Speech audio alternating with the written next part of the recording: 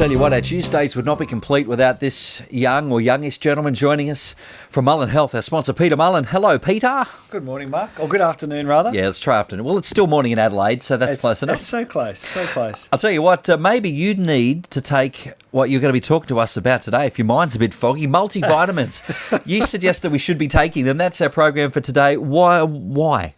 Well, it's one of those things. There's a lot of talk back and forth about, are you just making expensive urine? You should be able to get everything you need from your diet. You could bottle it, couldn't you? Why should you have to take a multivitamin as well? So, and there's a lot of twos and fro's going back and forth. So I thought I'd get on today and just give my opinion about why I think everybody should be taking a multi, but more importantly, the exactly right multi for them, for where they are, age-wise, stage-wise, etc.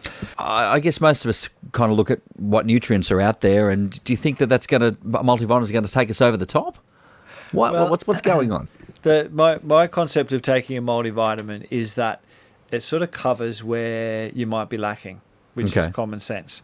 A lot of the vitamins in multivitamins are water-soluble, so B vitamins, vitamin C, etc. So what you don't get on the day, or what you take on the day, you're losing that day as well. So yeah, I'm a big fan of taking a multi regularly, even to the point, if you've been taking multi for a while, take it for 5 days a week and give yourself 2 days off on a Saturday and Sunday. But if it's a good quality multi, it can be taken all the time, but for sure. So the benefit of having that couple of days rest from it on the weekend would be?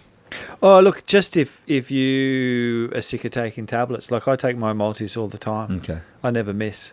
It's not really a chore, though, is it? I mean, just popping that extra pill? Absolutely. So. I don't think it's a big chore. And I sort of think of it as insurance. Yeah. Taking a multivitamin. And the trick seems to be getting a multivitamin that's very specific for you. And there's lots of reasons, like young people should be taking multivitamins. I see that many kids in practice that have atrocious diets. They eat the same things, 2-minute noodles, potato chips, just very repetitive, boring, but really plain food that doesn't have any real nutritional value. And kids' brains, you think about the two ages in our lives where our nutrition is going to be majorly affected is when we're kids, and also with the elderly as well. So everybody in a nursing home should be taking a heap of multivitamins and supplements to correct poor absorption, poor diet, repetitive diet. So yeah, I sort of think of it as an insurance policy. So you mentioned diet there as I guess a supplement to a bad diet. What about if we have a really good diet and it's chock full of fruit and veggies? We'd obviously be getting a lot of the nutrients we need there. Is topping up with a multivitamin still the way to go, in your opinion? Well, it's one of those things, again, like our soils, Australian soils are notoriously low in minerals, particularly things like zinc, iodine, magnesium. So I see a lot of people, even on blood tests, will see low levels of zinc and magnesium. So, they're not, the minerals aren't necessarily there in our diet. The second factor, even though we all know a lot more about what a healthy diet is, and we should be eating, 5 serves of vegetables, 3 serves of fruit, and salad every day, the majority of the population don't get that amount of nutrition in. So even if you're eating, the number of people eating an organic, high plant-based diet, where the which should food always is be also your first, high in nutrients. which should always be your first protocol anyway. Absolutely. And excuse me, I'm a big fan of that. Like when you eat a living food, you not only get the vitamins and the minerals, you also get the phytonutrients, which we've talked about on this show before, which are antioxidants and anti-inflammation, anti-cancer nutrients. But I also believe when you eat say fresh fruit, vegetables and salad, you're getting the life force or the energy of the food as well. So I don't think a synthetic vitamin will ever take the place of having a whole food diet. But I sort of see it as an adjunct to that. So back to your question. So number one, our soils are notoriously low in a lot of the nutrition that we need, for starters. And the fact is that most of us fast-paced lives this day and age, we don't get the amount of plant-based matter into our diet that we really should. I want to pick you up on something you said at the start there about are we really just making expensive urine? There'll be a lot of folks that would think, well, you know what, it's just going down the toilet. I mean, am I wasting my money on these things or what? Yeah, well, look, it's a common claim with multivitamins and it's actually due to riboflavin or 2 that you wee out. So that's what gives urine that bright yellow colour. And the thing with the body's quite incredible. Like if you take a multivitamin, the body will absorb what you need from that multivitamin and use it, and you'll get rid of what you don't need. So again, you're not overloading the body. And I always say to patients, look, when you take a multi, you will have bright fluoro yellow wee, but the best Glow way in the dark. Glow in the dark. But the best way to check your hydration is if you're taking a multivitamin at lunchtime and your wee's bright yellow, you need to be getting your wee clear by lunchtime, regardless of the B, and that's how you know you've really well hydrated yourself. So Okay. So with that in mind, it's not overkill per se. no, Multivitamins. definitely not. And there's a lot of a lot of reasons why multivitamins can be beneficial. One of the big factors this day and age is people taking medication. A lot of people taking medication for things like cholesterol. So cholesterol, the medication for cholesterol comes under the label often of what are called statins. So any of my patients that are taking statins for a cholesterol problem, I always tell them that they must also take coenzyme Q10. So CoQ10 is an enzyme that is involved in muscle health, energy production. It's involved in our mitochondria. One of the largest reserves of CoQ10 is in your heart muscle. And one of the problems with statins is it depletes your CoQ10. So if you're taking a statin and you're not taking CoQ10, that may actually increase your risk of having a heart attack. So that's just one example of where if you're taking medication of any description, you need to find out what nutrients you might be missing out on. Proton pump inhibitors, we've talked about antacid medications that kill or lower your stomach acid. People that take those chronically long term are going to end up deficient in all of their minerals, magnesium, calcium and zinc, because you need a good stomach response to ionise your minerals. So if someone's taking those antacid medications long term, they need to supplement what they're going to be missing. 280RFM, it is Health and Wellbeing with Peter Mullen. Of course, multivitamins are on the go today, but firstly, we're going to head to the telephone. And good afternoon, Dean. You've got a question for Peter. I've just got a question in regards to my 2-year-old daughter. Yes. She suffers chronic, chronic ear infections. Yep. Now, we've been to her normal GP, and they just prescribe amoxicillin all the time. Yes. For it. But just recently, on Monday last week, she got quite sick, and we kind of went through the process, go to a GP and everything like that. They said, she's got an ear infection, but then she got this really, really strong, barking cough. Yep. And when they come out, because we got the home doctor visit. Yes. They come out, they checked her lungs were all clear. Kind of gave her the amoxicillin and went along following that course that they prescribed. Yep. Got to Friday, just gone, and she got really sick again, that real strong barking cough, to the point where, she coughed that much that she threw up. Okay. So we went back. We had the home doctor out again. Yes. Same thing, lungs are all clear. Saturday, she really, really went downhill. Yep. So we went to GP Access, and they changed her medication to a different, it's amoxicillin. I can't remember what else is in it, because now she has double ear infection going on. Yeah. Yeah. And they gave her a liquid steroid for her chest. Yeah, for the cough. For the cough, right? Okay. Now, we've followed that now for 3 days, because that's all she's allowed to take the steroid for. Yeah. But the cough is still there. And I'm just concerned, because it's just such a, we go through that course of, let's do all the antibiotics. It's just such it's like a revolving door, Mate, it is. And one thing to remember with kids is kids' immune systems, I believe, aren't fully stable till they're about 7. So some kids just, unfortunately, if they've got allergies or intolerances, like I suspect with your daughter, that her immune system's not up to scratch generally because she's got underlying either food intolerances or food sensitivities. Yeah. and that's stopping her immune system from. Number one, she's producing too much mucus in her ear and in the eustachian tubes, which isn't draining because she's only little. And as the fluid or the mucus builds up, that's when the bacteria sort of grow and become an infection. Yeah. So she's definitely got she's got an underlying immune imbalance. And unfortunately, by the time she gets to having an ear infection or these sort of, what I suspect's happened recently, she's probably had a viral infection, which is why the antibiotics haven't helped. Yeah, she had croup. Yeah. Which is why they do the steroids. But look, I think in your daughter's case, like, definitely, sounds like an old wives' tale. I always recommend anyone that has chronic ear or chronic mucus production problems to get off dairy products straight away. Yeah. And but I would suggest maybe taking your daughter along to see a naturopath and actually get a proper assessment done. But kids' health, like what your daughter's going through, is something that we can really help with a lot. And in the meantime, try and get her off dairy, but you need to address the underlying immune problem. So things like a good quality echinacea, zinc and vitamin C, things that are really going to help boost her immune. Get her onto a good quality probiotic after all these antibiotics that she's had. Yeah. And get someone to have a look at her diet, because unfortunately, if she's had a lot of antibiotics, that just sort of keeps their immune system compromised and keeps them in this loop, if that makes sense. Yeah.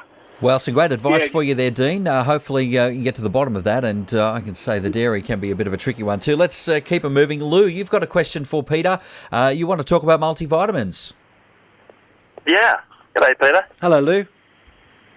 I've thought about it a while, about this expensive urine. Yes. And I've had the same thoughts as you. Has anyone ever done a test of a test of what goes in and what comes out verify? Yeah, not that. Or are they scared to do that because they'll know that their theory is wrong? Well, for example, like different vitamins have different issues with absorption. So vitamins like vitamin C can be tested for. You can do a blood test or a urine test. Vitamin D is a good example. So a lot of my patients that I see, ridiculous as Australia's such a sunny country, is a lot of my patients come back low in vitamin D. But but vitamin D is a fat-soluble vitamin. But after supplementing for 3 months, we'll see that their vitamin D is improved. If someone's low in iron, we get them onto an iron supplement. We'll definitely see that their iron's improved. Yeah.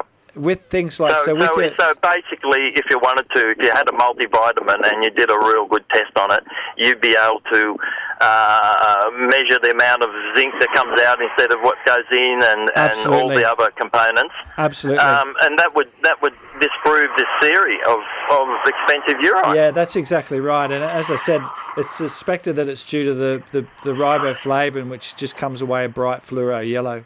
But even things like vitamin B, if someone's low in B12, we know that if we get them onto a vitamin B12 supplement, we'll see their blood levels improve while they're taking it. So the difference is with the water soluble ones, and then the minerals, and then definitely as an adjunct, I think that's a really good point. Thank you very much, Lou. Glad that you could alpha a little bit there. Peter Mullen on the radio is studying his notes today, Peter. We're getting through it. Just relax. I've got so much important stuff to talk about, Mark. And we're getting through part of it. Look, multivitamins, very quickly. Who should be looking at multivitamins? Well, look, everybody, I think. And, it's a matter of finding the right multivitamin for where you're up to. Mm-hmm. If you're a kid, if you're a teenager that's into sport, if you're a couple trying to fall pregnant, if you are pregnant and breastfeeding, if you're getting older, 40s. That's not that old, is it? Why are you looking at me? I'm not getting older. I can't look at Rob because he's nowhere near 40. I'm getting look at this. Look at this, Peter. Come on. And then, as we get older again, people that are under a lot of stress, like vitamin C is one of my favourite vitamins, and it's water soluble. Mm-hmm. If you are under a lot of stress continuously, if you're a smoker, you need to be taking vitamin C, because we just, again, don't get enough, particularly through winter, from fresh fruit and veg. And elderly people, making sure that they've got all the things that the nutrients that they need, and our needs change as we age. Like, as we get older, it's worthwhile taking a multivitamin that's got some extra antioxidant support. things like resveratrol, which has been shown to actually increase the length of what are called telomeres, which are markers for how well we're aging. So in a way, oils ain't oils. There's different multivitamins for different life stages, different situations. Yeah, Gotcha. Yeah, and you need to take one that is going to absorb well, that doesn't have a lot of excipients and fillers. A lot of the commercial over-the-counter ones are going to be packed up with all sorts of stuff. And even when they make... Then it becomes expensive urine.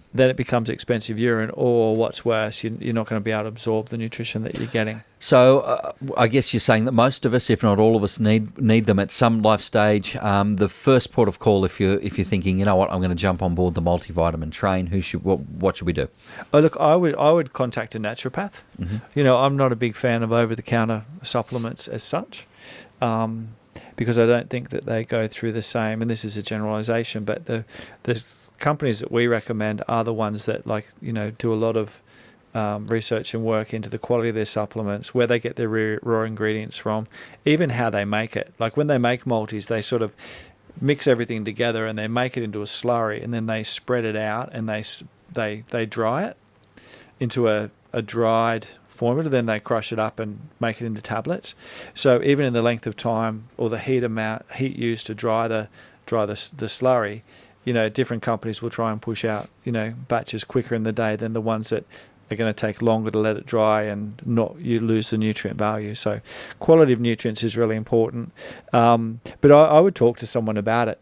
Like if you're taking medication, as a lot of people do this day and age, it's not wise just to go and just take a multi without checking what you're taking. Sure. At the same time. And also the other reason why people need to supplement is even patients that we see, a lot of times we have to recommend restrictive diets for a period of time, like, gluten-free, lactose-free. Some people are vegetarian or vegan. With these sort of restrictive diets, not that vegetarian or veganism is a restrictive diet, but with these sort of specialised diets, you do need to make sure... Well, it sort of is. Yeah, sort of. It By is choice, if you're but it's not sort keen to be. Yeah. So even vegetarians and vegans can struggle a little bit in getting enough vitamin B12. And also iron can be an issue if a young girl's menstruating and she's a vegetarian, and being a vegetarian, you've got to work harder at really making sure you've got a good supply of all your nutrients. So, yeah, it's worthwhile seeing someone, going through what's going on with you, where you're up to in life, what medication you might be taking, what your stress levels are like, and then getting something prescribed that's going to really fit where you're up to. Speaking of stress, Peter, your next talk, which is happening tonight, I believe there is still limited seating available for managing stress and adrenal fatigue. Nice segue, Mark. Thank you for coming. It is our last talk for the year, and a very apt time of year to be talking about stress with the build up to the happy season, or the silly season, as we like to call it. And I'll be giving away some tips tonight on how to cope with the Christmas period. So that's a highlight. But it's one of my favourite talks. And mental health is something that is becoming more and more problematic. It's not going away anytime soon. So, and if you do miss out, I believe, on the talk tonight, the last program that you do for us for 2017, you will indeed tackle stress for Christmas, and you got some tips for us. Absolutely. Of course, next week on the radio, the topic that the first time I looked after your program we did was water, and we're back on water again next week. Yeah, well, probably again, warmer weather coming.